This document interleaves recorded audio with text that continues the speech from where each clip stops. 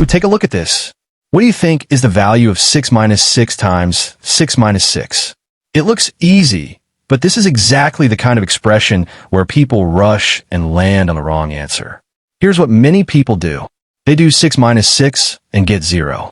Then they do the last 6 minus 6 and get 0 again. Then they multiply 0 times 0 and say the answer is 0. Sounds simple enough, but that is not correct. Let's walk through it the right way. Remember PEMDAS. Parentheses, exponents, multiplication and division from left to right, addition and subtraction from left to right. Multiplication and division share equal priority.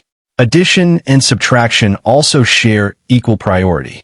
And inside each pair, we always work left to right. In this expression, we have 1 multiplication and 2 subtractions. There are no parentheses to handle, so we look for the highest priority operation. And yes, multiplication comes before subtraction. So we start with the multiplication. 6 times 6 gives 36. Now the expression becomes 6 minus 36 minus 6. Next, we move left to right. 6 minus 36 equals negative 30. Then negative 30 minus 6 equals negative 36. And there it is. The correct answer is negative 36. Now here's your challenge. Solve 9 minus 9 times 9 minus 9 and drop your answer in the comments.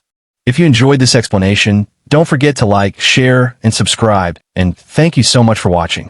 And here's the last secret. The moment you spot multiplication hiding between the subtractions, the whole problem becomes crystal clear.